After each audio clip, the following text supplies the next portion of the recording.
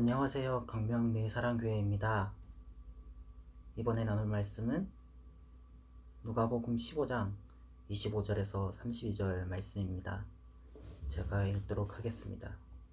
마다들은 밭에 있다가 돌아와 집에 가까이 왔을 때 풍악과 춤추는 소리를 듣고 한 종을 불러 이 무슨 일인가 물은데 대답하되 당신의 동생이 돌아왔음에 당신의 아버지가 건강한 그를 다시 맞아들이게 됨으로 인하여 살찐 송아지를 잡았나이다 하니 그가 노하여 들어가고자 하지 아니하거늘 아버지가 나와서 권한대 아버지께 대답하여 이르되 내가 여러 해 아버지를 섬겨 명을 어김이 없거늘 내게는 염소 새끼라도 주어 나와 내 벗으로 즐기게 하신 일이 없더니 아버지의 살림을 창녀들과 함께 삼켜버린 이 아들이 돌아오매 이를 위하여 살찐 송아지를 잡으셨나이다.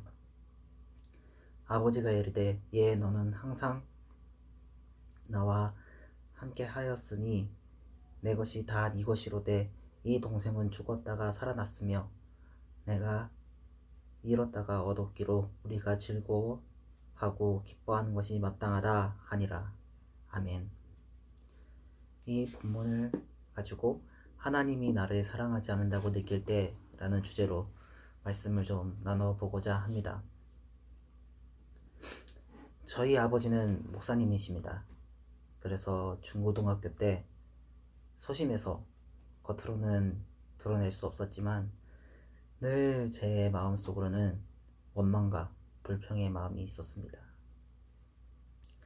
내가 바란 것도 아닌데 왜 이런 일을 겪어야만 하는지, 왜 우리 가족이 이런 말을 들어가며 목회자의 가족으로 살아가야만 하는지, 교회가 크기라도 해서 힘들지라도 않으면 어떻게든 참고 살아가겠는데 크지도 않고 늘 어려운 환경 가운데서 살아가고 있는, 그리고 어떤 교회에서도 어쩌다 평생 한번 일어날까 말까 하지도 잘 일어나지도 않는 일이 이 작은 개척교회에서 일어나는 게 저는 이해가 잘 가지 않았습니다. 그래서 어린 제 마음에 더 불평의 마음을 가지고 하나님께 기도했던 기억이 납니다.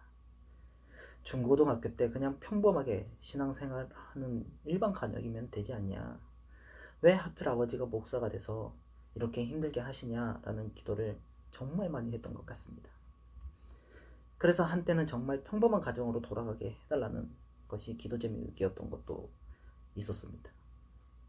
그래서 절대 신앙만큼은 하지 않겠다고 다짐을 했던 기억이 있습니다.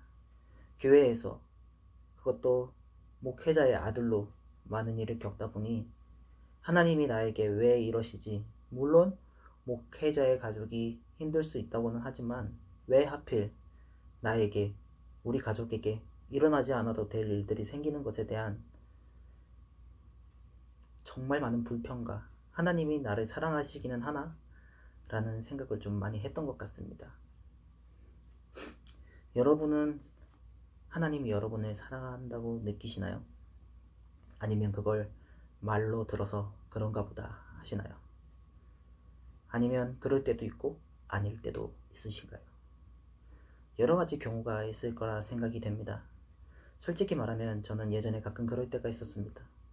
내가 원하지 않은 일이 일어날 때 내 의지와 상관없이 나와 내 가족이 상처받는 일이 생길 때, 그런데 거기다 기도해도 아무런 답도 없을 때, 하나님은 분명 나를 사랑한다고 하시는데 우리가 살다 보면 하나님이 정말 나를 사랑한다면 이럴 리가 없는데 라고 느낄 때가 분명히 있었습니다. 그래서 하나님이 나를 사랑하지 않는다고 느낄 때가 분명히 있었고, 지금의 나 자신이 너무나도 보잘것없이 느껴지고, 이런 나의 상황 가운데서 예수님을 만나고 싶은데 어떻게 해야 될지 모르겠고, 그래서 기도는 하는데 시원한 응답을 바라지만 아무런 응답 없이 더 마음 아픈 일만 일어나게 될 때, 하나님이 나를 사랑하신다면 정말 이럴 리가 없는데 왜 그럴까라는 고민에 빠질 수가 있습니다. 그래서 정말 마음이 아파 지칠 수 있습니다. 조금 다루기 쉽지 않은 내용이지만 신앙생활을 하는 사람으로서 한 번쯤은 할 수 있는 고민이라 생각됩니다. 물론 이 나누는 것이 속을 뻥 뚫어줄 답이 될 수는 없습니다. 하지만 조금이라도 이것에 대해서 나누는 것이 답을 찾아가는 과정이 되기를 소망합니다. 흔히 탕자의 비유라 불리는 이 비유는 둘째 아들이 아버지에게 자신이 물려받을 재산을 먼저 달라고 합니다. 그리고는 다른 나라로 떠나 재산을 낭비합니다. 다 탕진했을 때 흉년이 들어 매우 힘들게 되었고 자신이 처지를 생각을 해보니 아버지의 종은 풍족했던 것이 생각나 다시 돌아가 종으로라도 받아들여 달라고 하기로 하고 결심하고 찾아갑니다. 하지만 아버지는 멀리서 오는 둘째 아들, 이 아들을 발견하고 뛰어가 안아주고 아들이라 일컬음을 감당하지 못하겠다고 하는 이 둘째 아들에게 반지와 새 옷을 입히고 송아지를 잡아줍니다. 그리고 오늘 나눌 이 탕자의 형, 첫째 아들의 이야기가 이어집니다. 오늘은 좀 이 비유를 형의 입장에서 보고자 합니다. 재산의 부분에 있어서는 첫째 아들은 동생과 같이 자신의 몫의 장자이기 때문에 풍습에 따라 첫째 아들이라서 더 많은 유산을 받을 것입니다. 그래서 재산의 부분에서는 걱정이 없었을 것입니다. 다음은 그의 눈에 보이는 아버지의 모습입니다. 잘못을 저지른 동생이 나간 후로 걱정하고 있는 아버지의 모습만 보였을 것이고 자신은 반복된 일상 속에 답답해하고 있는데도 자신에게 신경 안 쓰는 것 같은 그 아버지가 자신을 사랑하지 않는다고 생각하고 있었을 것입니다. 거기에다가 그 동생이 모든 재산을 다 탕진하고 돌아왔을 때도 종으로만 받아들여 달라고 했는데 예상과는 다르게 혼내거나 그러지는 않고 옷과 반지를 끼우고 잔치를 벌입니다. 그 결과 일을 끝내고 돌아온 형은 그 소식을 종에게 듣고 화를 냅니다. 그리고 이어지는 첫째 아들과 아버지와의 대화에서는 화가 나서 참여하지 않는 형에게 참여를 권하지만 자신은 늘 섬기며 명을 어긴 적이 없는데 재산을 다 탕진하고 창녀와 즐기다 온 이 아들에게는 왜 살찐 송아지를 잡느냐라고 따집니다. 여기서 이 아들이라는 표현은 다른 사람의 자녀를 칭하는 표현이라고 합니다. 그러자 아버지는 여기 있는 모든 것이 다 네 것이고 네 아우는 죽었다 살아나지 않았니? 잃었다가 얻었으니 즐거워하는 것이 마땅하다라고 말하고 있습니다. 이 모든 것을 본 형의 입장에서는 이런 마음이 들지 않았을까요? 자신이 받을 것이 있는 것보다 자신은 사랑받고 있지 못하고 있다는 그런 생각이요. 자신은 순종했고 재산을 달라고 대들지도 않았으며 늘 묵묵히 자신이 할 도리를 다 하며 그 자리를 지켜왔고 그랬다고 생각했기 때문입니다. 그리고 탕자의 형은 자신은 늘 기다리고 견뎌왔다고 늘 혼자 있다고 생각했고 자신에게 관심은 없다고 생각했기 때문입니다. 그래서 혼자 지쳐있던 것 같습니다. 마음에 상처를 입고 아파하고 있었습니다. 그래서 살아온 시간, 그 시간을 다 아시고 있는 아버지의 존재를 잊어버리고 있었던 것입니다. 하지만 아버지는 그렇지 않았던 것 같습니다. 동생이 돌아와서 잔치를 벌일 때도 화가 나서 가지 않는 첫째에게 아버지는 그럴 필요가 없는데도 친히 와서 같이 참여하기를 권유합니다. 또 화가 나서 정말 하지 말아야 할 표현을 하고 있는 그 첫째 아들에게 품고 모든 것을 참습니다. 이와 같이 하나님은 이러한 불평과 원망의 마음도 모두 용납하십니다. 그만큼 우리를 사랑하시기 때문입니다. 이런 첫째 아들의 모습을 보면 우리가 살다가 하나님이 우리를 사랑하지 않는다고 느낄 때 삶의 모습에서 드러나는 모습이 아닐까 싶습니다. 가장 먼저 쉽게 이해될 수 있고 많이 드는 예를 들어보면 둘째 아들은 새신자나 우리 주변에서 회심해서 아니면 다시 나갔다가 돌아온 사람들, 형은 믿은 지 오래되신 분들이나 모태신앙에 주로 비유를 드니까 그렇게 생각해 보면 될 것 같습니다. 제 주변에 이런 경우를 봤습니다. 믿었던 사람들, 믿지 않았던 사람들, 믿었던 사람이 아니라 믿지 않았던 사람들, 회심한 사람이 갑자기 나타나 하나님의 사람을 듬뿍 받아 무언가 잘 풀리는 것 같습니다. 물론 좋습니다. 그래서 옆에서는 격려해주고 하나님께서 당신을 사랑해서 또 당신이 하나님께로 돌아와서 기뻐하셔서 그럴 거라고 말은 합니다. 하지만 과연 그 마음속은 어떤가요? 불편합니다. 잘 믿고 있는 나에게는 아무런 신앙의 변화도 없고 아무리 하나님을 바라보고 발버둥을 쳐도 믿음의 변화는 고사하고 삶의 변화조차도 없기 때문입니다. 또 여러 일들을 겪으면서 왜 나는 믿는 사람인데 말씀을 듣고 내 마음속에 적용하려고 하고 다짐하며 살아가는데 넘어지고 하나님의 자녀인데 그런 것 같지 않고 아버지라 부르는 하나님은 나에게 왜 이러지라는 마음이 순간순간 들 수 있습니다. 하나님이 나를 정말 사랑하시긴 하는 걸까? 하나님을 믿는데 왜 나는 이래야 하는가? 라는 마음이 수도 없이 들 수 있습니다. 제가 어릴 때 아주 유명한 수련회 간 적이 있습니다. 가기 싫었지만 부모님의 권유에 의해 가게 되었습니다. 이 수련회는 힘들고 빡세기로 유명했습니다. 하지만 중고등학생들이 이 수련회에 참여하면 변한다는 것들 때문에 부모님의 강요에 의해 온 학생들이 너무나도 많았던 것 같습니다. 넓은 기도원의 예배당이 가득 차다 못해 양반다리도 제대로 못할 정도로 가득 찼습니다. 자리 맞기에 전쟁이 정말 치열했습니다. 그만큼 소문이 잦아있습니다. 종교 꼴등을 하던 아이가 변해서 1등을 하고 또 뭐 이런저런 소문도 있었고 염색을 하고 가면 그 자리에서 검은 머리로 염색을 시키기도 하고 이런 뭐 여러 가지 막 소문도 있고 변했다는 소문은 막 기본으로 다 들렸던 그런 수련회입니다. 그래서 그런지 어린 제 마음속에는 아니 나는 더 열심히 믿고 기도도 하는데 내 기도는 왜 안 들어주시지? 라는 마음과 함께 저에게도 그런 일이 일어나기를 바랬던 것 같습니다. 아니 그 정도는 아니라도 그때 당시에 저에게 힘들었던 일들에 대한 답이 어느 정도 나오길 바랬는데 그렇지 않음에 실망했던 것 같습니다. 마치 첫째 아들처럼 이미 아버지의 사랑을 받고 있는데 당장 눈에 보이는 것 때문에 다른 사람을 질투했던 것 같습니다. 제가 어린 나이에 겪었던 것을 이야기하긴 했지만 우리가 신앙생활을 하면서 비슷한 경우는 조금 있을 거라 생각합니다. 저는 한때 첫째 아들이 불쌍하다는 생각이 들었습니다.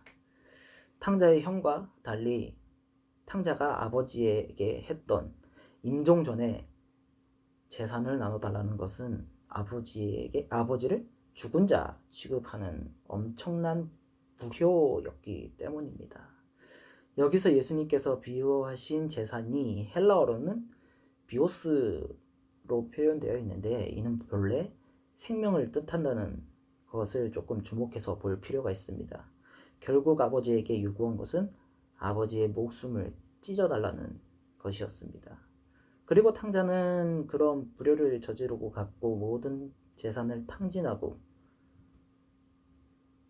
재산이 있을 때만 자신을 따르던 그 사람들이 다 떠나간 뒤 자신의 처지를 깨닫고 종으로만 받아줘도 감사하다는 그 절실한 마음으로 집으로 찾아갑니다. 그저 종으로만 받아줘도 다행이라고 생각하고 찾아왔던 그 탕자. 하지만 아버지는 방금 수준이 아닌 그런 불효를 저질렀던 아들을 떠난 순간부터 걱정하고 기다리고 있었고 돌아오자 멀리 보는 모습을 보는 순간 뛰어나갑니다. 그런데 여기서 중요한 것은 탕자는 회심을 하고 돌아오긴 했지만 엄청 잘못을 한 아들입니다.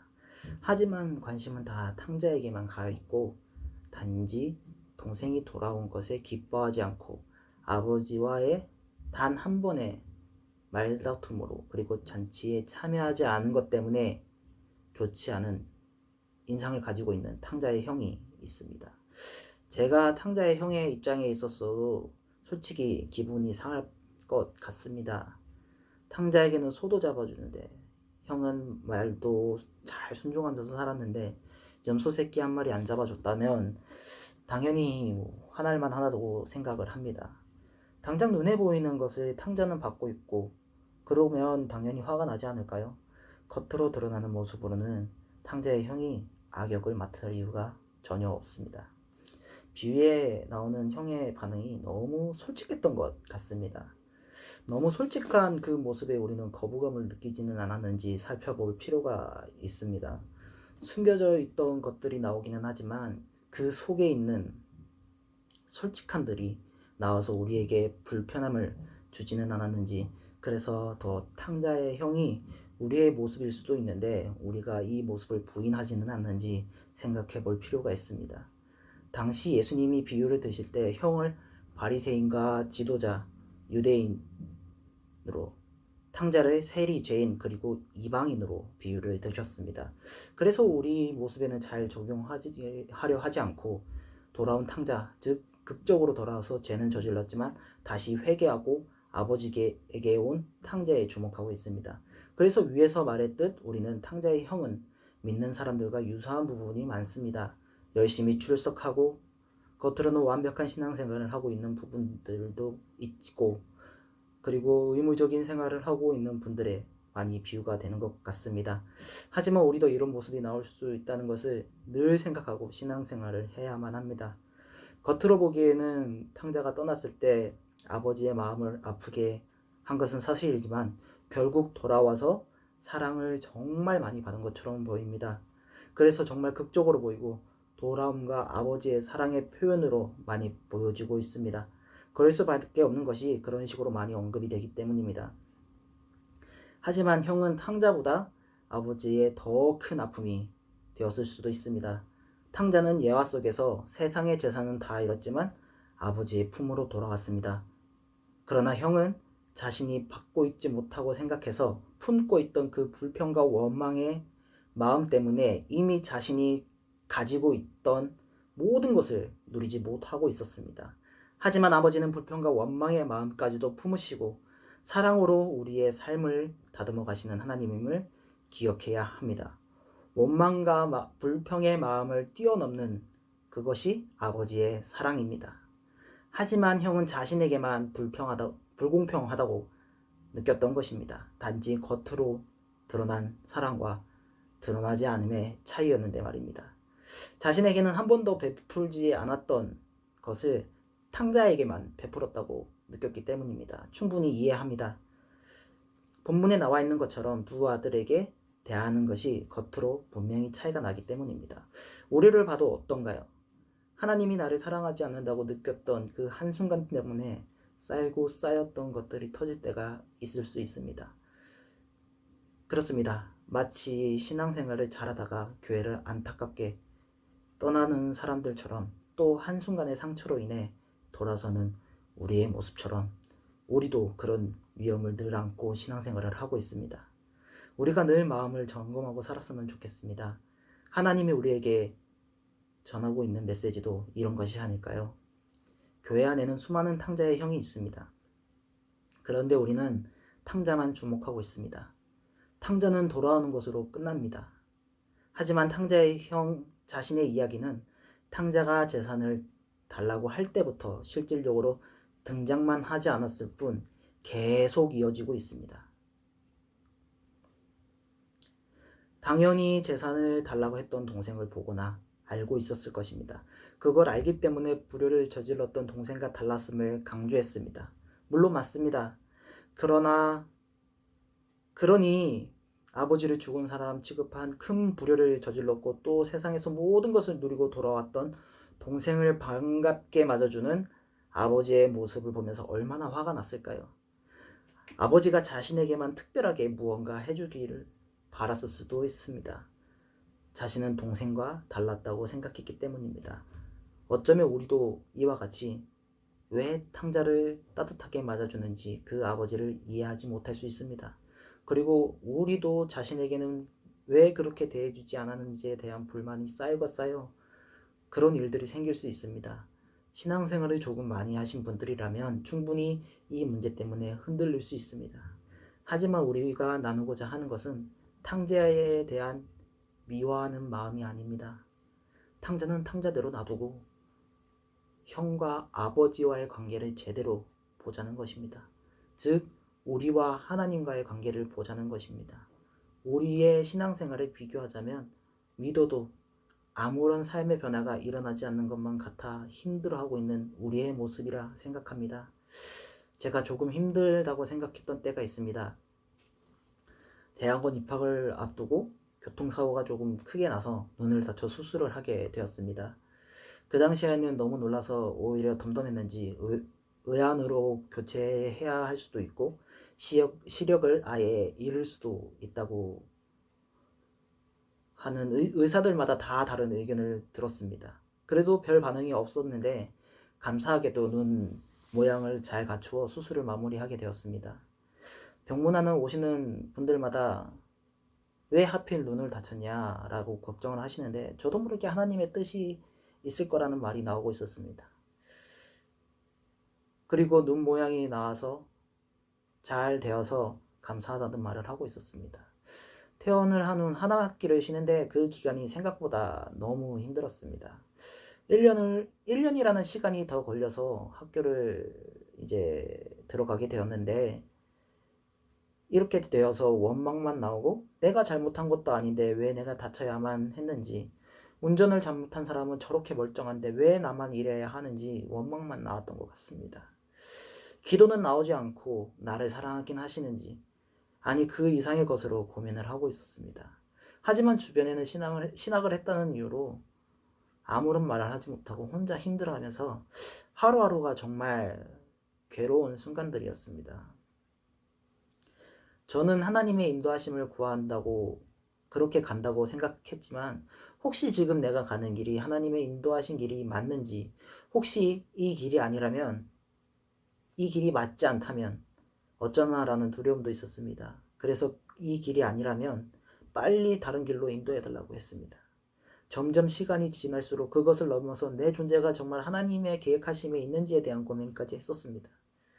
지금 생각하면 늦은 것이 절대 아닌데 그때 당시 너무 마음이 힘들고 대화를 나눌 상대가 없어 주변 사람들에 비해 늦다고 생각했고 그래서 남들과 늘 비교하고 한없이 깎아내리던 시기도 있었습니다. 큰 사고 가운데서 나를 살리시고 그 자리에 있게 하신 하나님의 은혜는 생각하지 못한 채 불평하던 저의 모습을 보지 못하고 있었습니다. 하나님과 나의 관계를 잇고 있었던 저의 모습을 깨기 위해 철저히 노력했던 저의 모습이 있었습니다. 제가 나눈 것과 같이 나는 힘들어서 어찌할 바를 모르겠는데 더 답답하게 하나님께서 아무것도 하시지 않는 것만 같을 때 그걸 지켜보시는 하나님의 마음은 우리의 마음보다 더 힘들지 우리는 알 수 없습니다. 본문에 나오는 탕자의 형을 바라보는 아버지의 마음은 이런 마음이 아닐까 싶습니다. 누가복음 15장에는 세 가지 비유가 나옵니다. 목자가 99마리의 양보다 잃은 양 한 마리를 찾기에 더 갈급했고 찾았을 때의 기쁨을 잔치로 표현합니다.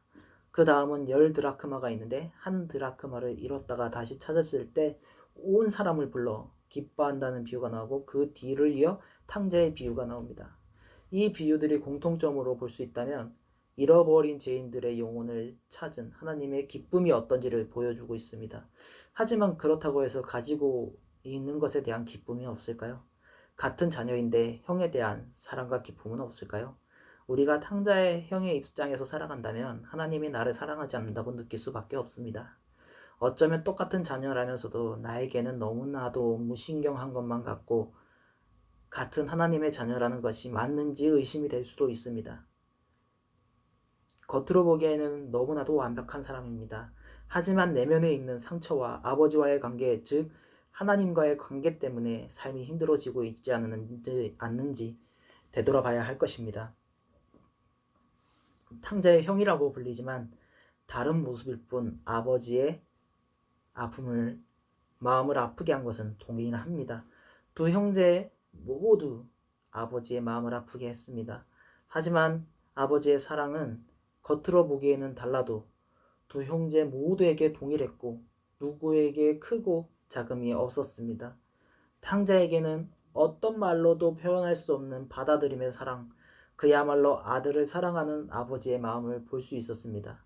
그리고 형에게는 늘 곁에 있어 자신에게는 느껴지지 않았으나 잔잔한 깊은 바다와 같았던 아버지의 사랑을 볼 수 있었습니다. 우리가 신앙생활을 하고 일상생활을 하면서 주변에 있는 사람과 나를 보면 남들에 비해 초라하거나 남들에 비해 초라한 자신의 모습 때문에 하나님께 사랑받지 못하는 것만 같아서 주눅이 들거나 질투가 나시나요? 솔직히 말하면 우리가 힘들고 아플 때 불평불만이 안 나올 수가 없습니다. 왜냐하면 너무나도 힘든 시기에 있고 기도하고 있는데 최선을 다하고 있는데 온 사방이 다 막혀 있는 것만 같습니다. 그리고 늘 하나님이 함께 하심을 머리로는 알고 있는데도 아닌 것 같이 느껴지고 오히려 지금 나눈 탕자의 형과 같이 사회가 뒤틀어질 것만 같아 너무 힘들 수도 있습니다. 하지만 하나님은 우리가 괴로워하기를 원하시지 않으십니다. 외롭게 두지 않으십니다. 그렇기 때문에 함께 들어주는 사람이 필요하고 나눌 수 있는 것이 너무나도 중요합니다. 기도가 되지 않을 때는 하나님 앞에 모든 것을 그냥 다 털어놨으면 좋겠습니다.